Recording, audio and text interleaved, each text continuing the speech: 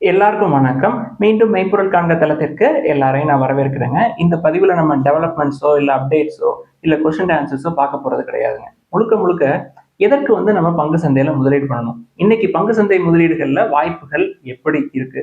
அதுல இருக்கக்கூடிய ரிஸ்க் என்ன? யாரெல்லாம் இன்வெஸ்ட் பண்ணலாம்? இத பத்தி எல்லாம் நம்ம டிஸ்கஸ் பண்ண போறோங்க. அப்டேட்ஸ், டெவலப்மெண்ட்ஸை நம்ம நாளை மறுதினம் கூட பார்ப்போம். இந்த வீடியோவை நான் ப்ரியராகவே ரெக்கார்ட் பண்ணிட்டேங்க, வெளியூர் பிரயாணம் போறதுனால. ஃபர்ஸ்ட், ஏன் நம்ம ஸ்டாக் மார்க்கெட்ல இன்வெஸ்ட் பண்ணணும், எதற்காக ஸ்டாக் மார்க்கெட்ல இன்வெஸ்ட் பண்ணணும் அப்படின்னு முதல்ல பார்ப்போம். இன்னைக்கு இருக்கக்கூடிய சுச்சுவேஷன் எடுத்துக்கிட்டோம் அப்படின்னா, இன்ஃப்ளேஷன் அப்படின்றது இன்னைக்கு வார் சுச்சுவேஷன் இருக்கு. இந்த ஜிஎஸ்டி ரிஃபார்ம்ஸ் எல்லாம் கொண்டு வந்ததுனால போன வருஷம் இன்ஃப்ளேஷன் கம்மியா இருந்தது. அதற்கு முந்தைய ஆண்டுகள்லாம் அதிகமா இருந்தது. ஸோ இன்ஃப்ளேஷனை பீட் பண்றதுக்கு நம்ம முக்கியமா பங்குச்சந்தைக்குள்ள முதலீடுகள் வர வேண்டியிருக்குங்க. இப்போ கன்வென்ஷனலா நம்ம என்ன பண்ணுவோம், எஃப்டி கொண்டு போய் பேங்க்ல போடுறோம் அப்படின்னா இன்னைக்கு ஒரு 6.5 to 7% வரைக்கும் நமக்கு ரிட்டர்ன் கிடைக்குங்க. பாண்டு, கடன் பத்திரங்கள் அப்படின்னு போனோம்னா ஒரு நல்ல கார்பரேட் பாண்ட் ஒரு 8 to 9% வரைக்கும் கிடைக்குதுங்க. நல்ல ரேட்டிங்ல இருக்கக்கூடிய பாண்ட், கவர்மெண்ட் பாண்ட்னா ஒரு 8.5%. தென் என்சிடிஸ் கார்பரேட் பாண்ட் அப்படின்னா ஒரு 10% வரைக்கும் கிடைக்கிறதுக்கு வாய்ப்புகள் இருக்குங்க. சந்தையில முதலீடுகள், பங்கு சந்தையில முதலீடுகள் அப்படின்னு வந்துட்டோம், ஈக்விட்டின்னு நம்ம போறோம் அப்படின்னா ஒரு வருஷத்துக்கு நமக்கு ஒரு 15%க்கு மேல, ஒரு 15 to 16% வேணும் அப்படின்றதுக்காக தான் முக்கியமா நம்ம முதலீடுகள் பங்குச்சந்தையை நோக்கி நம்ம போறோங்க. சரி, இந்த பங்குச்சந்தை முதலீடுகள் வந்துட்டோம்னா எல்லா வருஷமும், இந்த வருஷமும் 15%, அடுத்த வருஷம் 15%, அதுக்கப்புறம் 15% அப்படின்னு சொல்லி தொடர்ந்து எக்ஸாக்டா 15% நம்மளுக்கு கிடைக்குமா அப்படின்னு சொன்னா கிடைக்காதுங்க. இப்ப எஃப்டிஸ் அப்படின்னு போட்டோம், பிக்ஸ்ட் டெபாசிட்னு பணத்தை போட்டோம்னா மாசம் மாசமோ 3 மாசமோ 6 மாசமோ இல்ல வருஷத்துக்கு ஒரு தடவையோ நம்மளுக்கு கூப்பன் வந்துடும். பாண்டா இருந்தாலும் மந்த்லியோ இல்ல செமி ஆனுவலியோ இல்ல ஆனுவலியோ நம்மளுக்கு கரெக்டா வந்துருங்க. ஆனா இந்த பங்குச்சந்தையில முதலீடுகள் அப்படின்றது எக்ஸாக்டா இத்தனை பெர்சன்ட் 15% வரும் அடுத்த வருஷம், அதுக்கு அடுத்த வருஷம் இப்படி வரும் அப்படின்னு சொல்லி நம்ம எக்ஸ்பெக்ட் பண்ண முடியாது. ஒரு வருஷம் நெகட்டிவா இருக்கலாம், அடுத்த வருஷம் பிளாட்டா இருக்கலாம், ஷேர் பிரைஸ் எங்கேயுமே போகாம ஒரு 2-3 ஆண்டுகள் அப்படியே இருக்கலாம். 6 ஆண்டுகள் அப்படியே இருந்துட்டு 7வது ஆண்டு பயங்கரமா 4 times 5 times கூட ரேலி ஆகலாம். இந்த மாதிரியான ஒரு சூழல் பெரும்பாலும் பங்குச்சந்தையில இருக்கதாங்க செய்யும். சரி, ஒரு 3 ஆண்டுகளோ 5 ஆண்டுகளோ ஷேர் பிரைஸ் எங்கேயுமே போகாம இருக்கு அப்படின்னா அந்த காலகட்டத்துல என்ன பண்ணணும் அப்படின்னா, நம்ம கான்பிடென்ட்டா தொடர்ந்து ஒரு மினிமம் லெவல்ல ஸ்டே இன்வெஸ்டட் அப்படின்ற ஒரு அப்ரோச்சை ஃபாலோ பண்ணதாங்க வேணும். தொடர்ந்து நம்ம இன்வெஸ்ட் பண்ணிக்கிட்டே இருக்கோம் கொஞ்சம் கொஞ்சமா அப்படின்னா அந்த காம்பவுண்டிங் எஃபெக்ட் அப்படின்றது நம்மளுக்கு ஒரு 6 to 7 இயர்ஸ்ல தெரிய ஆரம்பிச்சிருங்க. இந்த காம்பவுண்ட் எஃபெக்ட் அப்படின்றது என்னங்க, ஒரு மினிமல் லெவல்ல ஒரு வேலையை பண்றோம், தொடர்ந்து பண்றோம், ப்ரொலாங்டு பீரியட் ஆஃப் டைம், ஒரு 12 மாசம், 24 மாசம், ஒரு 48 மாசம், 5 ஆண்டுகள் வரைக்கும், 60 மாசம் வரைக்கும் நம்ம இன்வெஸ்ட் பண்ணிக்கிட்டே இருக்கோம் அப்படின்னா அந்த காம்பவுண்டிங் எஃபெக்ட் அப்படின்றது நமக்கு ரேடிக்கல் டிஃபரன்சஸ் நமக்கு தெரிய ஆரம்பிச்சிருங்க பிசினஸ் சைக்கிள் முடிகிறப்ப.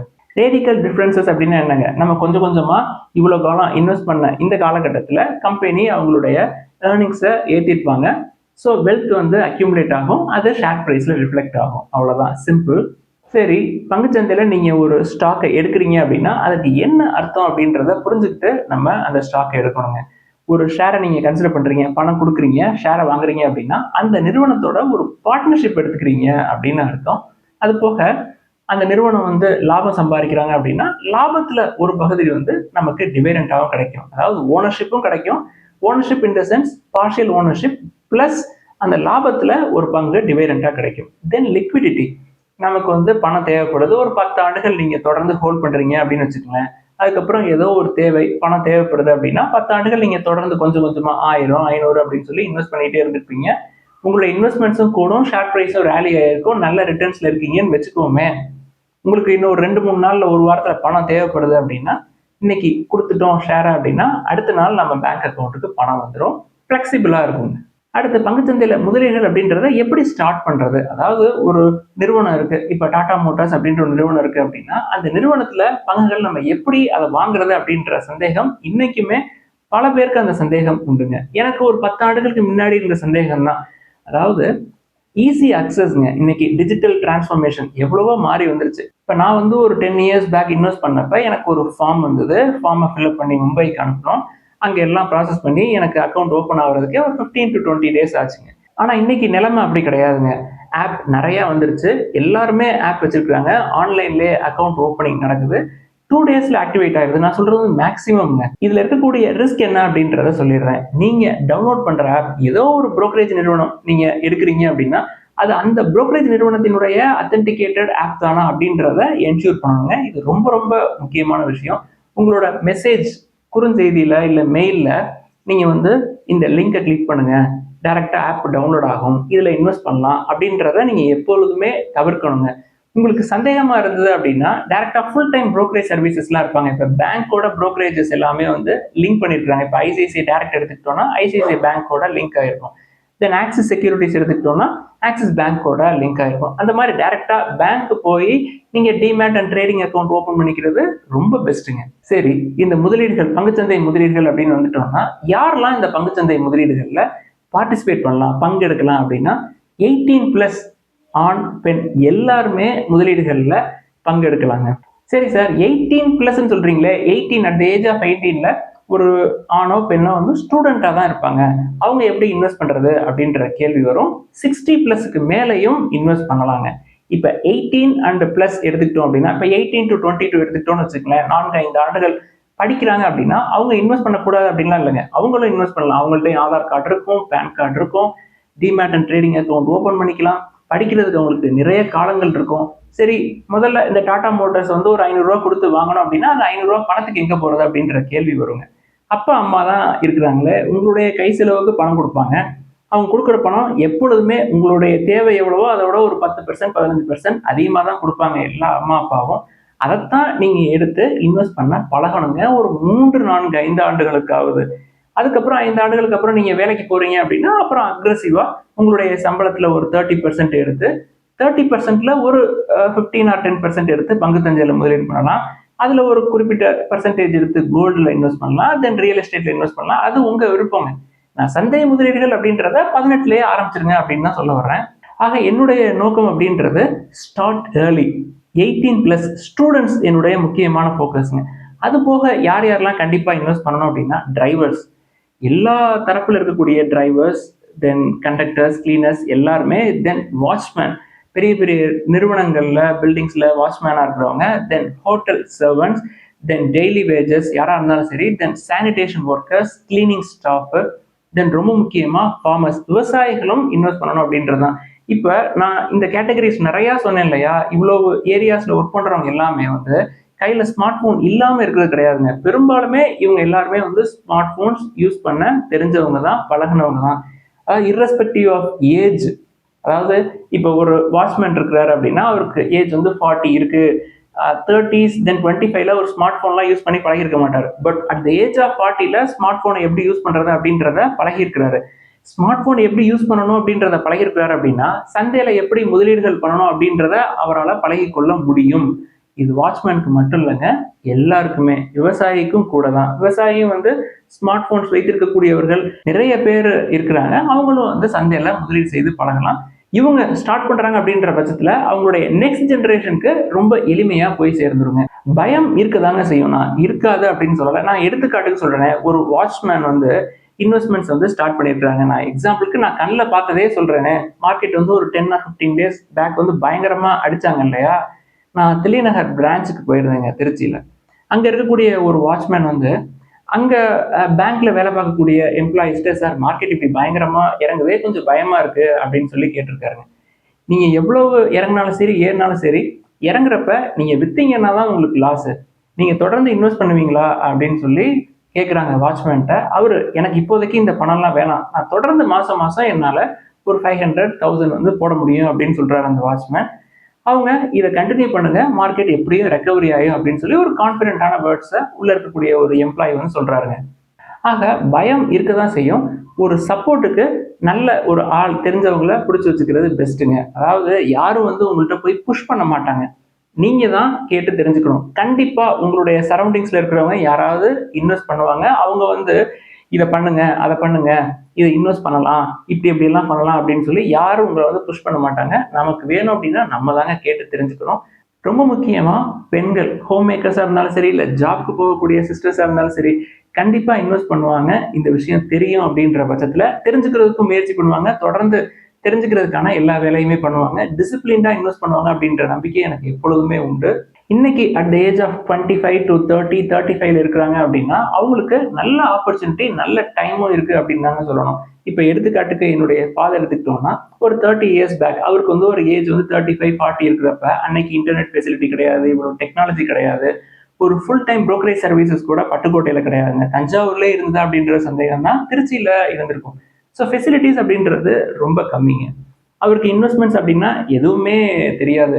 ஆனா அன்னைக்கு அவரால் ஒரு 30 இயர்ஸ் பேக், ஒரு 25 இயர்ஸ் பேக் ஒரு டிசிஎஸ்ஸையோ இல்லை ஒரு ரிலையன்ஸ் இண்டஸ்ட்ரீஸையோ ஒரு ₹25 இல்லை ₹50 கொடுத்து ஒரு 10 ஷேரை எடுக்க முடியக்கூடிய நிலைமையில தான் இருந்திருப்பாரு. ஆனா அவரால் அன்னைக்கு கை கட்டுற தூரத்துல இல்லைங்க. ஆனா இன்னைக்கு நிலைமை அப்படியே வேற. உள்ளங்கையில் இருக்கக்கூடிய நெல்லிக்கனி போலதான் இன்னைக்கு நிலைமை. அதை எல்லாரும் பயன்படுத்திக்கலாங்க. சரி, இப்ப முதலீடுகள்னு உள்ள போயிட்டோம். அதுல ரிஸ்க் இருக்காதா அப்படின்னு சொல்லி ஒரு சந்தேகம் வரும். ரிஸ்க் எல்லாத்துலயுமே இருக்கதாங்க செய்யும். நீங்க வந்து ஒரு 7%, 8%க்கு பதிலா அப்படியே டபுளா 15% எதிர்பார்க்குறீங்க அப்படின்னா அதுக்கு ஈக்குவலண்டா ரிஸ்க் இருக்க தான் செய்யும். நம்ம எந்த பங்கை வந்து சூஸ் பண்றோம் அப்படின்றத பொறுத்து தான் அந்த ரிஸ்க். நம்ம வந்து நல்ல நிறுவனங்கள், அந்த நிறுவனங்களுடைய ப்ரமோட்டர்ஸ் வந்து நல்ல ப்ரமோட்டர்ஸா இருக்கிறாங்க, ஓனர்ஸ் வந்து நல்ல ஓனர்ஸா இருக்கிறாங்க, நல்ல ஸ்ட்ராங்கான பேக்கப் இருக்கு அப்படின்னு தெரியும் பட்சத்துல அந்த நிறுவனங்கள்ல அந்த நிறுவனத்தினுடைய பங்குகள் விலை கம்மியா கிடைக்கிறப்ப அதை பார்க்கலாம். இப்போ எடுத்துக்காட்டுக்கு at the age of 45 or 50ல ஆரம்பிக்கிறீங்க அப்படின்னு வச்சுக்கோங்களேன். நீங்க 50-100 கம்பெனிலாம் முதலீடு பண்ணணும் அப்படின்ற அவசியம் கிடையாதுங்க. நல்ல தெரிஞ்ச நிறுவனங்கள், நல்ல ஓனர்ஸ் இருக்கக்கூடிய நிறுவனங்கள், லோயர் லெவல்ல ஒரு 10 நிறுவனங்கள் மட்டும் நீங்க முதலீடு பண்ணா போதும். அதுவும் அதிக தொகையை கொண்டு போய் போடணுங்கிற அவசியம் கிடையாதுங்க. மெதுவா 100, 500, 300 அப்படின்னு ஒரு 15-20 வருஷம் தொடர்ந்து நீங்க இன்வெஸ்ட் பண்ணீங்க அப்படின்னாலே உங்களுடைய நெக்ஸ்ட் ஜெனரேஷனுக்கு நீங்க இந்த விஷயம் எல்லாத்தையுமே சொல்லி கொடுத்துருவீங்க. ஒரு அசட்டையும் அவங்க கையில கொடுத்துட்டு போயிடலாங்க. சரி, ஒரு 10 நிறுவனங்கள்ல மட்டும் முதலீடு பண்ணா போதுமே, நல்ல நிறுவனங்களை பார்த்து அப்படின்னு சொல்றீங்களே, அதை எப்படி நம்ம தேர்வு செய்யறது? இப்ப எடுத்துக்காட்டுக்கு ஒரு ஐடி கம்பெனி, ஒரு பேங்க், ஒரு என்பிஎஃப்சி, ஒரு ஹவுசிங் லோனு, ஒரு கோல்டு லோன் ஃபினான்ஸு, ஒரு மருந்து கம்பெனி, ஒரு வாகன உற்பத்தி செய்யக்கூடிய ஒரு கம்பெனி, இந்த மாதிரி ஒரு 10 நிறுவனங்கள் மட்டும் நல்ல நிறுவனங்களா பார்த்து தொடர்ந்து இன்வெஸ்ட் பண்ணாலே போதுங்க. இது மாதிரி முதலீடுகள் அப்படின்னு எடுத்துக்கிட்டோம்னா நிறைய செக்டார்ஸ் வந்து இருக்குங்க. அந்த செக்டாரை பத்தியுமே நம்ம தனியா ஒரு போஸ்டாவே போடுவோம். பட் ஒரு மெயினா ஒரு 5ல இருந்து ஒரு 7 செக்டார் தான் இருக்கும். அந்த செக்டார்ஸை மட்டும் பார்த்தா போதும். அது போக முதலீடுகள்ல ரொம்ப முக்கியமா ஒரு சில விஷயங்களை ஃபாலோ பண்ணணுங்க.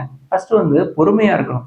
ஷேர் பிரைசஸ் வந்து மேலே கீழே மேலே கீழேன்னு போயிட்டு வரும். எப்பப்ப எல்லாம் கீழே இருக்கோ அப்பப்ப எல்லாம் உங்கள்கிட்ட பணம் இருக்கப்ப கொஞ்சம் கொஞ்சமா போட்டு இன்வெஸ்ட் பண்ண பழகுங்க. பயம் இருக்கக்கூடாது.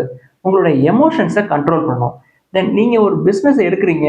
பேங்க்ல வந்து ஒரு ஸ்டாக், ஃபார் எக்ஸாம்பிளுக்கு ஐசிஐசிஐ பேங்க்னு ஒரு பேங்க் இருக்கு. அந்த பேங்க்ல ஒரு ஸ்டாக்கை எடுக்கிறீங்க அப்படின்னா அந்த பேங்க் கூட நீங்க ஒரு பார்ட்னர்ஷிப் போட்டிருக்கீங்க, ஒரு பார்ஷியல் ஓனர்ஷிப் இருக்கிறீங்க அப்படின்னு தான் அர்த்தம். ஸோ நீங்கள் ஒரு ஸ்டாக்கை கன்சிடர் பண்ணீங்க அப்படின்னா மினிமம் 6 to 7 இயர்ஸ் ஒரு பிஸ்னஸ் சைக்கிளாவது வெயிட் பண்ணணும். எதுக்கு வெயிட் பண்ணணும் அப்படின்னா அந்த காலகட்டத்தில் அந்த பேங்க் வந்து கொஞ்சம் கொஞ்சமாக க்ரோ ஆயிருக்கும். நீங்கள் எந்த பேங்காக இருந்தாலும் சரி, எந்த நிறுவனமாக இருந்தாலும் சரிங்க, கொஞ்சம் நெக்ஸ்ட் ஃபேஸ் ஆஃப் க்ரோத்தை அந்த நிறுவனம் வந்து அட்டைன் பண்ணுற வரைக்கும் வெயிட் பண்ணணும். ஸோ பொறுமைங்கிறது ரொம்ப முக்கியங்க. அதாவது பணம் நிறைய முதலீடு பண்ணணும் அப்படின்ற அவசியம் கிடையாதுங்க. ஆனால் நிறைய பொறுமை வந்து கண்டிப்பாக தேவை முதலீடுகளை பொறுத்த வரைக்கும். சந்தை முதலீடுகள் அப்படின்னு எடுத்துக்கிட்டோம்னா, ஆனா முதலீடுகளை பொறுத்த வரைக்கும் இன்னைக்கு சுச்சுவேஷன் எப்படி இருக்கு அப்படின்னு சொல்றேன். நான் வந்து ஒரு 2 or 3 இயர்ஸ் பேக் நம்ம போய் ஒருத்தவங்கள்ட்ட அப்ரோச் பண்ணுவோம். முதலீடுகள் வந்து நீங்க பண்ணுங்க அப்படின்னு சொல்லி ஒருத்தர் போய் நான் அப்ரோச் பண்ணேங்க. பஸ் ஸ்டாண்டுக்கு பக்கத்துல ஆட்டோ டிரைவர் ஒருத்தர். அவர்கிட்ட போய் இந்த மாதிரி முதலீடுகள் நீங்க பண்ணலாம், ஒரு மாசத்துக்கு ஒரு ₹200, ₹300 போட்டு ஒரு நல்ல ஸ்டாக்ஸ் எல்லாம் நீங்க கன்சிடர் பண்ணலாம் அப்படின்ற மாதிரி அவருக்கு ஃபுல்லாவே டீட்டெயில்டா எக்ஸ்பிளைன் பண்ணேங்க.